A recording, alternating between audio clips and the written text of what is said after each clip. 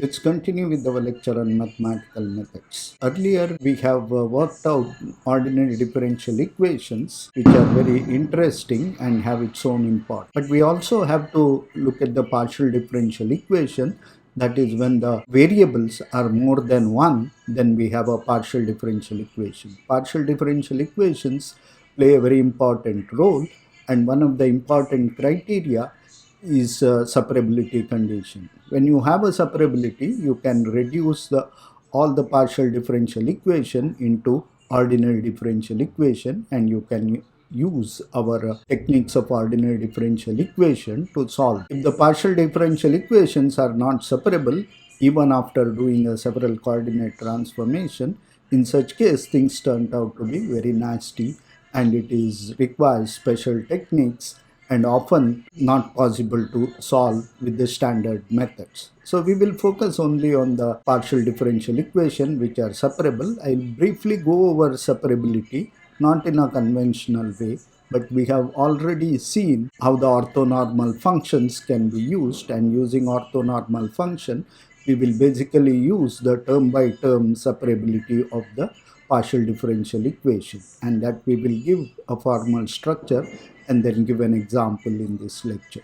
Before we continue with the partial differential equation, let's have a quick look at the orthonormal functions as a basis to L2 spaces. There seems to be a lot of confusion about this, especially the homework problem in the one of the last lectures. So let's state that if a differential equation is given in a Stern-Liouville form and the eigenproblem is stated by L x of y, which is in the Stern-Liouville form, that is d by dx of p into dy by dx plus q into y is equal to lambda into y. Lambda is a eigenvalue, and in this case the solution y is called the eigenfunction. We have shown that the eigenfunction corresponds to distinct eigenvalues are orthonormal in the sense of Hilbert space or L2 space if it satisfies Stern-Liouville boundary condition, which is basically given by p into y2 dy1 by dx minus y1 into dy2 by dx evaluated at the boundary. That should go to 0, and that condition is called the Stern-Liouville boundary condition. We know that the many of known boundary condition comes as a special case of Stern-Liouville boundary condition. Once the Stern-Liouville boundary conditions are satisfied, then we know that the eigenfunctions are orthonormal to each other. Now, advantage of this is that if we collect all the eigenfunctions of the differential equation, then we know that they are all linearly independent, and we also know that if the eigenvalues are different, they are orthonormal to each other, and then they form a complete set, the set of all functions which are linearly independent and they are orthonormal to each other. Then they form a basis to L2 function, and let the interval be a and b. Then any arbitrary L2 function in the interval a to b can be expressed as a linear combination of basis function yn of x. That is, f of x is equal to m going from 0 to infinity cm ym of x. All these ym of x are the eigenfunctions of a differential operator. So that is where the relation between the L2 function and differential equation in Stern-Liouville form comes in. Once we know that the coefficients Cn are basically projection of a function f of x on the basis ym of x, that is, Cm is given as integral a to b f of x ym of x dx. Now that is where the differential equation and the Hilbert space comes in together, and they play an important role in solving the partial differential equation. Partial differential equation is essentially a differential equation in multiple variables. Let us look at the partial differential equation. In physics, they are overall classified into three types of differential equation. Let's look at only in two variables. We can easily generalize it to arbitrary degree of freedom. So the first one is a Laplace equation. Here I have intentionally written in terms of x and t so that the variable itself doesn't have any meaning. You can call it x and y, x and t, and whatever you want to call. The Laplace equation for a scalar function is given by del square phi by del x square plus del square phi by del t square is equal to 0. It comes in the electromagnetism and many such cases. We have also seen how to solve them in the context of complex numbers or using the Cauchy-Riemann condition and so on. The second type of differential equation which comes in physics is a diffusion equation. The main difference here is that the one variable comes with the second order differential operation, and while the second variable comes with the first order, that is del square rho by del x square minus d rho by dt. Also note the minus sign, so this plays an important role in defining the differential equation. And then comes the wave equation, which is very similar to Laplace equation but comes with the negative sign with each other. The wave equation is given as a del square phi by del x square minus del square. It should be del square phi by dt square is equal to 0. So these three are the broad classification of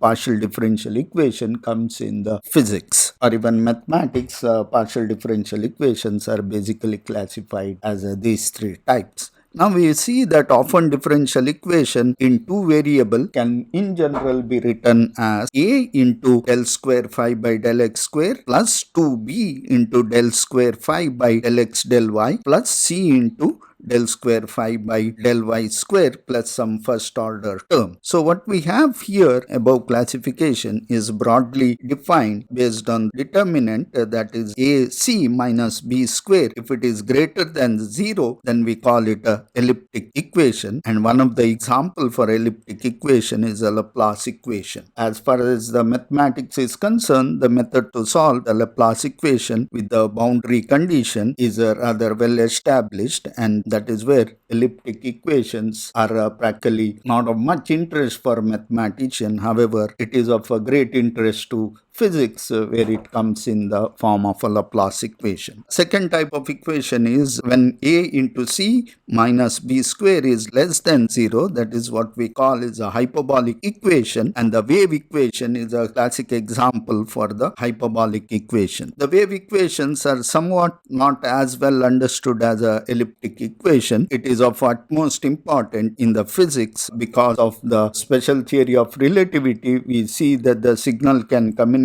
only at the speed of light, so that essentially makes the wave equation with the speed of light is a predominant equation in all of the relativistic physics, including a relativistic field theory.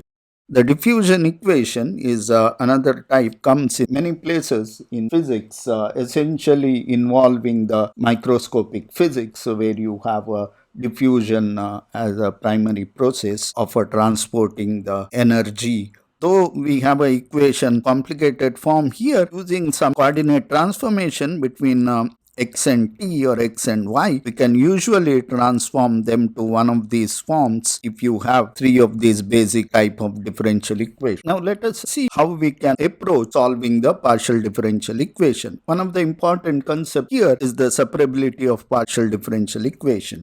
The basic goal here is to convert the multiple variable partial differential equation into single variable differential equation. That is what we call an ordinary differential equation, and now we believe we know how to solve. Now we have several ways we have seen how to solve them.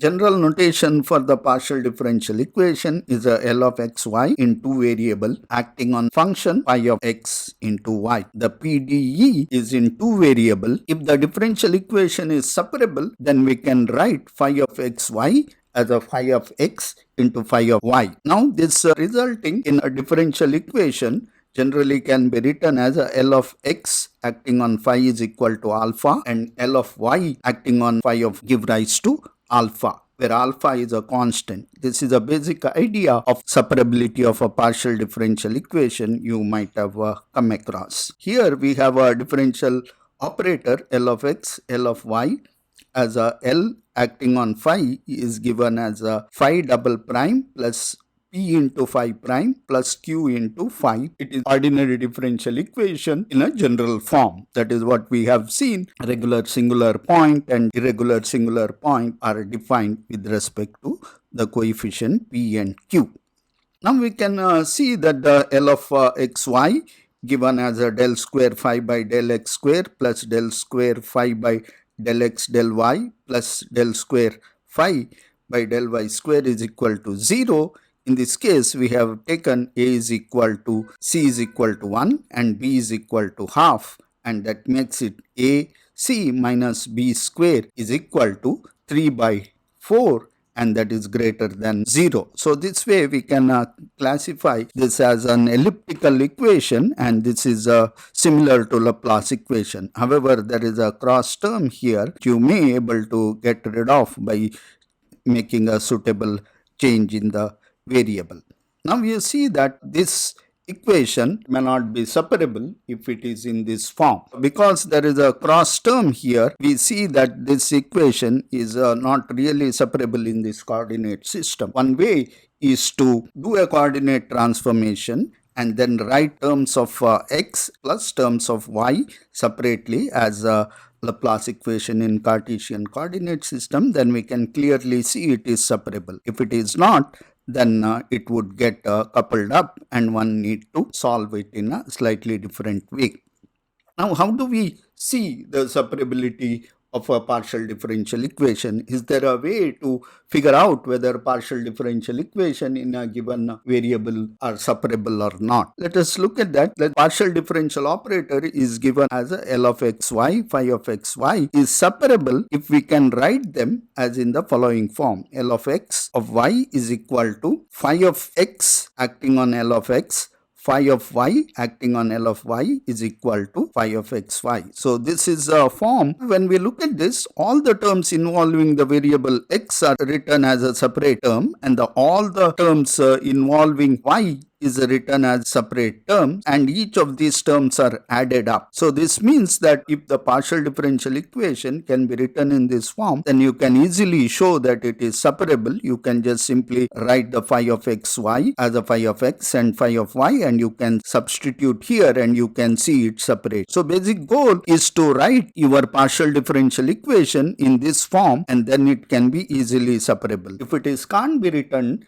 then either you have to make a coordinate change. There are various coordinate system in the standard three differential equations are separable. There are about 20 coordinate system where the standard differential equations are separable. The separability is very important because if the differential equation is not separable, then you cannot basically solve them. So that is why it is important to able to write down your differential equation as a sum of terms in individual variable. That means they are separable, then the solution can be written as a product of each term. Once we do that, then the equations becomes separable and reduced to ordinary differential equation, and we have various techniques how to solve them. The best way to see it is taking an example. In this case, let us see a Laplace equation in plane polar coordinate. Now we know that the Laplace equation in the Cartesian coordinate is given as a del square phi by del x square plus del square phi by del y square is equal to 0. Interestingly, if you see this equation, it is already written in the separable form where you have differential operator for x, which is a del square by del x square, is completely separated from the del square y by del y square, and they are added up with no cross term in between. So that means it is separable. Now we have seen that once the differential equation is separable, we can write them as an individual differential equation d square phi by dx square plus alpha into y, where the alpha is a constant of separation. Same way we can write it for variable y also, and we can essentially solve. Now by looking at the differential operator itself, we know that the eigenvalue problem of this differential equation, that is del square phi by del y square or del square phi by del x square, has eigen function e power plus or minus ix or e power plus or minus x. So suitable combination can be taken to solve this, and this essentially can be solved using an eigenvalue problem of the individual differential operator, and we have seen it basically reduces to the algebraic equation. We have already seen an example of wave equation in one dimension that comes as very similar to this, and we have solved it using the Fourier method. that is a problem of a vibrating string. One can try with a similar approach to solve all the problem if we know the eigenvalue problem of the individual differential operator. Now let's look at the Laplacian in the plane polar coordinate system. The differential operator here given as a 1 by r del by del r of r into del phi by del r. That is the first term, which is a differential of r, and the second term, which is a 1 by r square del square phi by del theta square. Now the theta and phi are the variable. Look at this term is very similar to what we have here. That is differential operator del square phi by del theta square. So we know the eigenfunctions for this, and we can simply go ahead and substitute and evaluate. Before going that, let's quickly look at whether this differential equation is separable or not. Now clearly it looks like that our term is getting mixed up with the both, that we can easily get rid of by multiplying r square. If we multiply r square to this equation, then we can see that the differential equation can be simply written as L of some function psi of r and L of r plus some differential operator of psi of theta. So we can simply see that it is a separable equation in terms of r and theta. So we satisfy that it can be separate. How do we go about using the eigenvalue problem to solve this? We already know that this differential operator, which we said that the eigenfunctions are given e power plus or minus I theta in this case, or e power plus or minus theta. Of course, eigenvalue would come there. So let us look at how do we do it. Our choice could be various combination of e to the power plus or minus I theta or e power plus or minus I phi. Combination need to be taken based on the satisfying the boundary condition. Here you are not given any specific boundary condition. So let's assume a general solution of the form Cn sine omega theta plus theta naught. Now this in principle gives a both linear combination of sine and cos. That is a combination which we have preferred, but we could choose any other form. It is basically depends on the boundary condition of the solution. Here we are not given any boundary condition at present, so we are going with the general solution. Instead of writing both sine and cos term, we can simply write the eigenfunction as a sine omega theta plus theta naught. That represents the linear combination of sine and cos. Now we substitute this back. Our differential equation, Laplacian, is given in this form. So we have seen in the case of our problem of a vibrating string, what we did was we knew the eigenfunction for one variable. We simply substituted solution phi of r theta is equal to n going from 0 to infinity. You could have a n going from 0 also in this case because there is theta naught is present. We have a n going from 0 to infinity Cn of r. So we have assumed the constant depend on this because the solution is separable, so we should be able to write it as a psi of r and psi of theta. Psi of theta we have written as sum n going from 0 to infinity Cn sine omega theta minus theta naught and all that. Now we multiply these two, we end up having phi is equal to phi of r and into sum n going from 0 to infinity Cn sine omega and so on. Now we pull phi of r inside and then we call C of n is now absorbed as a function of r, and then that is we call is C of r, and that is what we have written here. The function phi of r theta can be written as a function n going from 0 to infinity Cn of r and sine omega n theta plus theta naught. Now we substitute this back into differential equation. Once we have expressed the solution in terms of eigenfunction of one of the differential operator, we substitute this back into differential equation and then combine all the terms. So it's a rather straightforward to do it. Collect the term of a sine omega n theta. The first one is a differential only in r, so it acts on only C of r. The second one is a differentiation in theta, so this would act only on theta. In sine theta is a eigenfunction with the eigenvalue minus omega n square, so it brings out the term of a sine omega n, and we end up in having a term like this, where r term would be acting on C n of r, and sine omega n theta would be factoring out. Since all the sine omega n are linearly independent functions, the only way this expression can be satisfied is by setting the coefficients of sine omega nx to be 0. So this in fact is a differential equation in R for the Cn of R. So we find that this differential equation is given here. That is 1 by R d by dr of R into Cn divided by d by dr minus omega n square R square Cn. So alpha for in this case is basically coming as a Cn square, because term by term we are setting it to 0. That would depend on the n. So now we get in an ordinary differential equation of the form, we simply multiply this by R square, and then we get in a form of R into d by dr of R into d by dr of Cn minus omega n square Cn. So this is a differential equation which we need to solve to get the phi of R, that is the R part of the solution. Now how do we solve this differential equation? Do we know this differential equation, or will we just solve it by using a brute force, or do we just assume that we know something about this differential equation? There are many questions to be asked. The first, when you encounter a differential equation, what you should be seeing is that whether you are aware of any eigenfunction satisfy those differential equation. If it is not, then you can go ahead with the power series solution. Let's look at the differential equation which is given to us. Let's make a general assumption and try to find out by inspection whether we can determine the eigenfunction of the differential operator of this form. That is, we make an assumption again. We assume Cn of R is equal to R to the power n. Interestingly, we figure this out. First part which is inside this bracket seems to satisfy the eigenfunction operator with the n as your eigenvalue and R to the power n as a eigenfunction.